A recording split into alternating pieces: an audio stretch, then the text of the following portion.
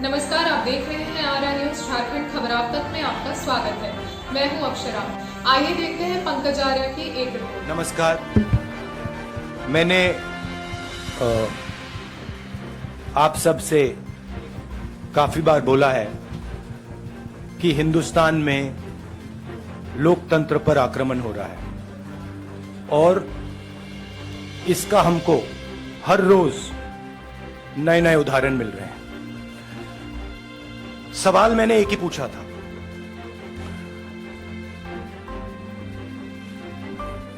Foundation पे जाता हूं, अदानी जी की शेल कंपनीज हैं, अदानी जी की शेल कंपनीज हैं, उसमें 20,000 करोड़ रुपया किसी ने इन्वेस्ट किया। अदानी जी का पैसा नहीं है, अदानी जी का इंफ्रास्ट्रक्चर बिजनेस है, पैसा किसी और का है। सवाल यह है, ये जो 20,000 करोड़ रुपए हैं ये किसके हैं? ये सवाल मैंने पूछा। मैंने पार्लियामेंट हाउस में प्रूफ देके, जो मीडिया रिपोर्ट से मैंने निकाला, अदानी जी और नरेंद्र मोदी जी के रिश्ते के बारे में डिटेल में बोला। रिश्ता नया नहीं है, रिश्ता पुराना है। जब नरेंद्र मोदी जी गुजरात के सीएम बने थे तब से रिश्ता है और उसके बहुत सारे पब्लिक प्रूफ्स हैं। हवाई जहाज में मैंने फोटो दिखाई, नरेंद्र मोदी जी बड़े कंफर्ट में बैठे हुए थे अपने दोस्त, अपने मित्र के साथ। पार्लियामेंट में मैंने दिखाई। यह सवाल मैंने पूछा। फिर मेरी स्पीच को एक्सपंज किया गया। मैंने स्पीकर को डिटेल चिट्ठी लिखी, पॉइंट बाय पॉइंट, कि मैंने कहा कि एयरपोर्ट्स अदानी जी को रूल बदल के दिए गए हैं। ये लीजिए रूल की कॉपी जिसको बदला गया है। चिट्ठी लिखी, कोई फर्क नहीं पड़ा। फिर मेरे बारे में मंत्रियों ने पार्लियामेंट में झूठ बोला कि मैंने विदेशी ताकतों से मदद मांगी। मैंने ऐसी कोई बात नहीं की है। मैंने कहा स्पीकर से, मैंने जाके कहा, स्पीकर सर, पार्लियामेंट का नियम है कि अगर किसी मेंबर पर कोई एक्यूजेशन लगाता है तो उस मेंबर को जवाब देने का हक होता है। मैंने एक चिट्ठी लिखी, उस चिट्ठी का जवाब नहीं आया। दूसरी चिट्ठी लिखी, उस चिट्ठी का जवाब नहीं आया। फिर मैं स्पीकर के चेंबर में गया। मैंने स्पीकर सर से कहा, स्पीकर सर, ये कानून है, ये रूल है, इन्होंने झूठा आरोप लगाया है, मुझे आप बोलने क्यों नहीं दे रहे हैं? स्पीकर सर मुस्कुराते हैं, कहते मैं नहीं कर सकता। और फिर उसके बाद आपने सबने देखा क्या हुआ। सवाल पूछना मैं बंद नहीं करूंगा। नरेंद्र मोदी जी का अदानी के साथ क्या रिश्ता है और 20,000 करोड़ रुपए किसके हैं, मैं पूछता जाऊंगा। मुझे कोई डर नहीं लगता इन लोगों से। और अगर ये सोचें कि मुझे डिस्क्वालीफाई करके, धमका के, जेल में डाल के मुझे बंद कर सकते, नहीं, मेरी वो हिस्ट्री नहीं है। मैं हिंदुस्तान के लोकतंत्र के लिए लड़ रहा हूं और मैं हिंदुस्तान के लोकतंत्र के लिए लड़ता रहूंगा। किसी चीज से नहीं डरता हूं, यह सच्चाई है। अब आप सवाल पूछिए. एक एक करके प्लीज. हाँ मोहित. I'll say it in English also. I'll say it in English also. The question begins. Few weeks back in Parliament, where I asked the Prime Minister a very specific set of questions. Question number 1. 20,000 crore rupees or $3 billion are in shell companies owned by Mr. Adani. Mr. Adani could not have generated this money. He's an infrastructure business. Where did this money come from? Whose money is it? That was the first question. Whose shell companies are there? These companies are working in the defense field. Why does nobody know whose money this is? There is a Chinese national involved in this. Why is nobody asking the question, who is this Chinese national?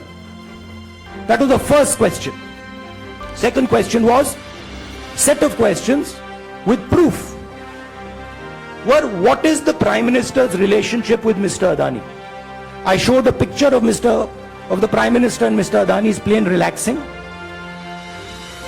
I gave documentation about the defense industry, about the airports, about statements made in Sri Lanka, about statements made in Bangladesh, pictures of Mr. Narendra Modi sitting with the State Bank chairman in Australia. And I put this proof on the table.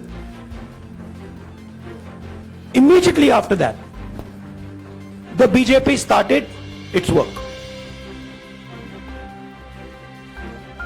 My speech was expunged.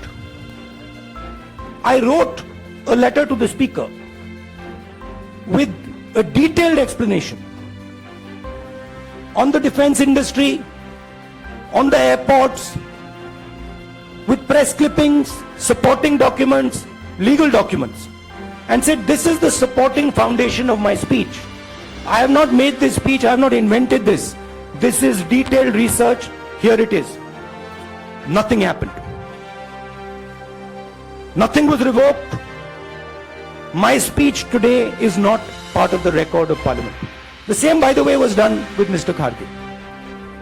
After that, BJP ministers lied about me in Parliament. They made the statement to distract from the Adani issue. The whole game, disqualification, and all these statements are to distract from the central question, whose money is it? 20,000 crores, whose is it? Kiska hai ye? That's the main question. The whole thing is to distract. So, they said that I've asked foreign forces to help India. Most ridiculous statement. I have never made such a statement. You can look at all the conversations I had in the United Kingdom. Not one such statement was made. In fact, I said this is India's problem. India has to resolve this problem, right? A minister lies on the floor of the House. I wrote to the Speaker and I said, Speaker, sir, it is my right as a member of Parliament, when somebody makes an accusation, to state my position. Please let me state my position. The first letter is not answered. I then write a second letter with more details, saying the names and what was said. Still no answer. I then go to the Speaker's chamber and I say, Speaker, sir, what is going on? We live in a democracy. You are the defender of that democracy. Why are you not letting me make my statement? The Speaker smiles and says, I cannot do that. Come and have a cup of tea with me. Right? So this is the whole drama that is being orchestrated to defend the Prime Minister from the simple question, whose 20,000 crore rupees, whose $3 billion went to Mr. Adani shell companies? हाँ जी मोहित, एक minute सबको मौका मिलेगा. राहुल जी, मोहित दुबे हूं मैं. मेरा सवाल ये है कि आप शहीदों. By the way, sorry, I just need to finish that. I left out a part.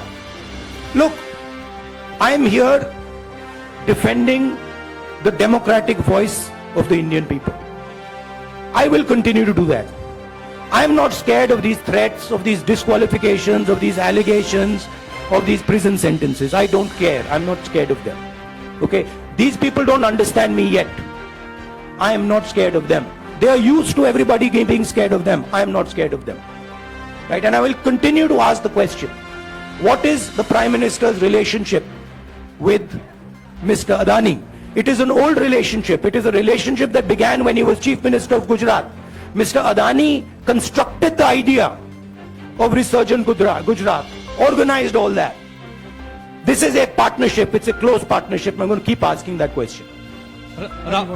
Rahul ji, मैं मोहित दुबे हूँ। मेरा सवाल यह है कि आप शहीदों के परिवार से आते हैं। आपकी दादी भी डिस्क्वालीफाई हुई, जनता के बीच गई, आप सत्ता में वापस आए। आज के दौर में राहुल गांधी भी डिस्क्वालीफाई हो गए हैं, क्योंकि तमाम आपने इश्यूज को उठाया, चीन के इश्यूज को उठाया। क्या राहुल गांधी भी जनता के बीच में जाएंगे और वही वापसी फिर से करेंगे? राहुल गांधी भारत जोड़ो यात्रा में 4.5 महीने जनता के बीच में रहेंगे और वो मेरा काम है, वो मैं करता जाऊंगा। हाँ जी, अनवर। आज के हिंदुस्तान में जो पहले राजनीतिक पार्टियों को सपोर्ट मिलती थी, मीडिया से मिलती थी, बाकी इंस्टीट्यूशन से मिलती थी, वो नहीं मिलती है। तो ऑपोजिशन की पार्टीज को एक ही रास्ता है, जनता के बीच में जाने का। हाँ जी, अनवर। सर, भारतीय जनता पार्टी ने आप पर ओबीसी समुदाय के अपमान का आरोप लगाया है, इस पर आप क्या जवाब देना चाहेंगे भारतीय जनता पार्टी? मैं पिछले भारत जोड़ो यात्रा में, आप मेरी कोई भी स्पीच देख लीजिए, मैं वहां कह रहा हूं सब समाज एक हैं, सबको एक साथ चलना चाहिए, भाईचारा होना चाहिए, नफरत नहीं होनी चाहिए, हिंसा नहीं होनी चाहिए। तो मेरी पोजीशन बिल्कुल क्लियर है। ये ओबीसी का मामला नहीं है, ये नरेंद्र मोदी जी और अदानी जी के रिश्ते का मामला है। 20,000 करोड़ रुपए जो अदानी जी को पता नहीं कहां से मिले, उसके बारे में मैं सवाल पूछ रहा हूं और उसका जवाब चाहिए। बीजेपी ध्यान को भड़काने की कोशिश करती है, कभी ओबीसी की बात करेगी, कभी विदेश की बात करेगी, कभी कुछ और बात करेगी, कभी डिस्क्वालिफिकेशन की बात करेगी, मगर सवाल यही है 20,000 करोड़ रुपए, $3 बिलियन किसका था? संजय मिश्रा। और वो अदानी का पैसा नहीं हो सकता। संजय मिश्रा।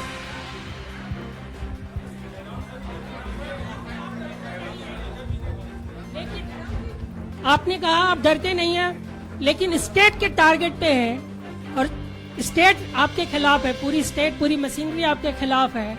ऐसे में आपके सामने चैलेंजेस बहुत बड़ा है, तो रास्ता क्या है, रणनीति क्या है? देखिए भैया,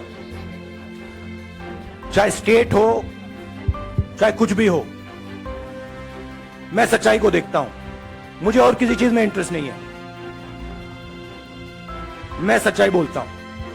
राजनीति में ये फैशनेबल बात नहीं है, मगर ये बात मेरे खून में है। मैं और कोई रास्ता निकाल ही नहीं सकता हूं। तो मेरा काम ये है, ये मेरी तपस्या है, जीवन की तपस्या है, उसको मैं करता जाऊंगा। चाहे मुझे डिस्क्वालीफाई करें, मारे पीटे, जेल में डाले, मुझे कोई फर्क नहीं पड़ता। मुझे अपनी तपस्या करनी है। इस देश ने मुझे सब कुछ दिया है। शांत हो जाइए। इस देश ने मुझे सब कुछ दिया है, प्यार दिया है, इज्जत दी है, इसलिए मैं ये करता हूं। Supriya. Sir, Rahul sir, BJP के जो लीडर्स आप पे अटैक कर रहे हैं, उस पर आप क्या कहेंगे? और इसके अलावा वायनाड, वहां पर जब से खबर गई है, वहां पे लोग बहुत डिसबिलीफ में हैं, प्रोटेस्ट भी रक्त हो रहा है, आप अपनी कॉन्स्टिट्यूएंसी के लोगों को क्या कहेंगे? नहीं, मैंने सोचा है कि मैं अपनी, देखिए, मैंने कॉन्स्टिट्यूएंसी में भी बोला कि वायनाड के लोगों के साथ मेरा पारिवारिक रिश्ता है, फैमिली प्यार का रिश्ता है। तो मैंने सोचा कि मैं वायनाड के लोगों के लिए अपनी एक चिट्ठी लिखूं उनके लिए कि मेरे दिल में उनके लिए क्या है, तो वो तो मैं रिजॉल्व कर दूंगा। उनका, देखिए, बीजेपी के नेताओं का काम यही है। देखिए, वो सब नरेंद्र मोदी जी से डरते हैं, कारण आप जानते हो। नरेंद्र मोदी जी ने कहा कि देखिए, ध्यान हटाना है। वो सब जानते हैं अदानी जी और नरेंद्र मोदी जी का रिश्ता, सारे के सारे जानते हैं क्या रिश्ता है। सब जानते हैं, मगर डरते हैं। तो अगर नरेंद्र मोदी जी ने उनसे कहा कि भैया ध्यान उधर करो, ध्यान उधर करेंगे। मगर सवाल यही है 20,000 करोड़ रुपए किसका है? हाँ जैनेंद्र, जैनेंद्र। राहुल जी पूरी कांग्रेस पार्टी, सर पूरी कांग्रेस पार्टी ये कह रही है कि आप चाहे वो गुजरात की कोर्ट ने आपको सजा सुनाई या आपका निलंबन हुआ, ये सब कुछ केंद्र सरकार प्रधानमंत्री के इशारे पर हो रहा है। लेकिन बीजेपी कह रही है कि कानून ने अपना काम किया है। तो जो ये दलील है कि कानून ने आपको सजा दी है और उसी की वजह से आपका निलंबन भी हुआ है, इस पर आप क्या देखिए, लीगल मैटर पर ये हुआ है। है, लीगल मैटर है। मैं हिंदुस्तान के लीगल सिस्टम को रिस्पेक्ट करता हूं। मैं लीगल मैटर पे इस प्रेस कॉन्फ्रेंस में बात नहीं करना चाहता हूं। हाँ संजीव, अगर आपके लीगल सवाल होंगे तो आप हमारी लीगल टीम से पूछ लीजिए। संजीव 1 मिनट संजीव।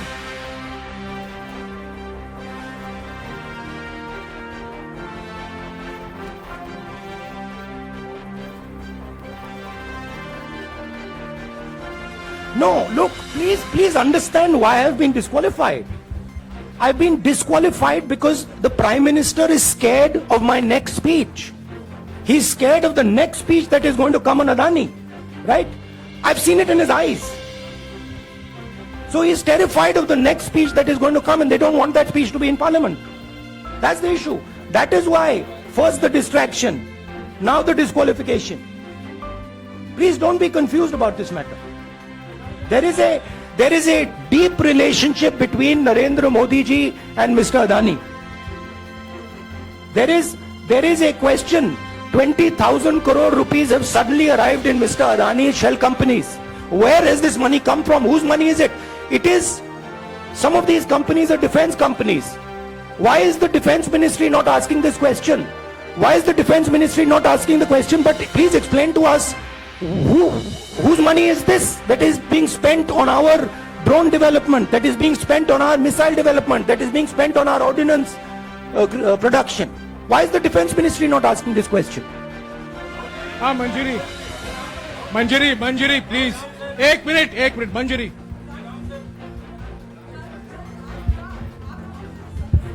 रद्द हुई तो उसके बाद बहुत सारे ऐसे विपक्षी दल जो अभी तक कांग्रेस से दूरी बना के चलते थे वो भी आपके समर्थन में आए। तो आपको क्या लगता है अब वो समय आ गया है जब सारे विपक्ष को एकजुट हो जाना चाहिए? मैं उन सब विपक्षी दलों का धन्यवाद करता हूं कि उन्होंने इस बात में हमारी सपोर्ट की और हम सब मिलके काम करेंगे। रंजीता, रंजीता। जिस बयान को लेकर आपको ये सजा सुनाई गई है, क्या आपको लगता है, आपको अफसोस है उस बयान को लेकर? क्या कहेंगे उस बयान पर? देखिए, अब ये लीगल डिस्कशन है, उस पे मैं टिप्पणी नहीं करना चाहता हूं क्योंकि ये कोर्ट में मामला है। मगर मैं जो भी सवाल उठाता हूं वो सोच समझ के उठाता हूं। हाँ जी नीरज। राहुल जी अभी कुछ ही दिन पहले लक्षद्वीप के सांसद मोहम्मद फैजल की सदस्यता गई थी और बाद में हाईकोर्ट ने स्टे कर दिया था। अभी उनकी मेंबरशिप रीइंस्टेट नहीं हुई है। देखिए, सुन लीजिए। हाँ। राहुल जी सुन लीजिए, अभी उनकी सदस्यता रीइंस्टेट नहीं है, लेकिन चुनाव आयोग ने चुनाव की घोषणा करने के बाद उसे रोक दिया था। अगर ऊपरी अदालत से आपको स्टे मिलता है तो आपको उम्मीद है कि लोकसभा स्पीकर भी आपकी सदस्यता को बहाल कर देंगे? मुझे उम्मीद में कोई इंटरेस्ट ही नहीं है। चाहे मुझे सदस्यता मिले ना मिले, मैं अपना काम करूंगा। अगर ये मुझे परमानेंटली डिस्क्वालीफाई कर दें तो भी मैं अपना काम करूंगा। अगर मुझे रीइंस्टेट कर दें तो भी मैं अपना काम करूंगा। मुझे कोई फर्क नहीं पड़ता मैं पार्लियामेंट के अंदर हूं या बाहर हूं, कहां हूं। मैंने आपसे कहा मुझे अपनी तपस्या करनी है, मैं उसको करके दिखाऊंगा।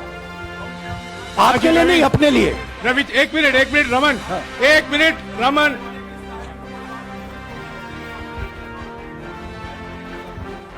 It is not up to me, it is up to Congress president कौन जाएंगे। राहुल जी मेरा सवाल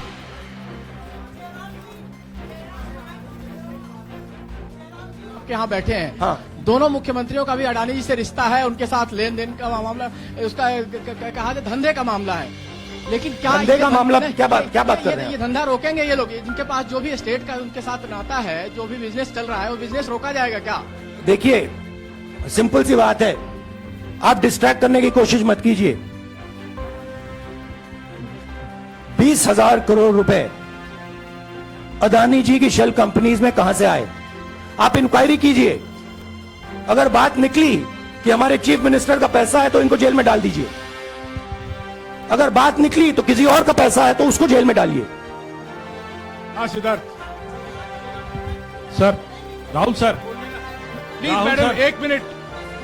मैडम आप लोकतंत्र को समझिए। ये जो पैनिक रिएक्शन इन्होंने किया है नरेंद्र मोदी जी ने, इससे सबसे ज्यादा फायदा मिलेगा विपक्ष को। ये इन्होंने हमें हथियार पकड़ा दिया है। ये आप बात समझिए। ये मोदी जी पैनिक में आ गए कि बात निकल जाएगी, ये 20,000 करोड़ रुपए किसके हैं, डर गए, घबरा गए, इन्होंने पूरा सीक्वेंस शुरू कर दिया। ये विपक्ष को सबसे बड़ा इन्होंने हथियार दिया है राहुल जी, क्योंकि जनता के माइंड में अब एक सवाल आ गया है कि जनता जानती है कि अदानी जी भ्रष्ट व्यक्ति है। अब जनता के माइंड में यह सवाल उठा है कि इस भ्रष्ट व्यक्ति को हिंदुस्तान का प्रधानमंत्री क्यों बचा रहा है। यह मतलब अब सब कुछ बीजेपी के लोग, नरेंद्र मोदी जी सब कुछ इस व्यक्ति को बचाने के लिए क्यों कर रहे हैं। दूसरा सवाल, बीजेपी के लोगों ने कहा कि अदानी पर आक्रमण देश पर आक्रमण है। मतलब इनकी माइंड में देश अदानी है और अदानी देश है। बात समझिए राहुल जी। हाँ सिद्धार्थ, राहुल जी, मेरा सवाल आपसे ये है कि जब आप ये फैसला सामने आया, आपको मैक्सिमम पनिशमेंट जो है इसमें जो हो सकती है वो आपके लिए मुकर्रर की गई। इस बीच कई लोगों ने ये भी कहा, आपके पार्टी के भी एक सांसद ने कहा कि कम से कम जज को ये देखना चाहिए था कि सामने जो शख्स है वो एक गांधी परिवार से आता है। इस पर आप क्या कहेंगे? और आपको लगता है मैक्सिमम पनिशमेंट जो है आपके केस में, मैक्सिमम पनिशमेंट आपके लिए मुकर्रर की गई, क्या आपको इसके पीछे क्या कहना है? वही मैंने कहा, अगर डिस्ट्रैक्शन करना है, मैक्सिमम पनिशमेंट की तो जरूरत है। मिनिमम पनिशमेंट से बात थोड़ी बनेगी। मैं तो सोच रहा था भैया 5 साल होते, 7 साल होते, 10 साल होते, वो भी मिल जाता। मुझे क्या फर्क पड़ रहा है यार राजदीप।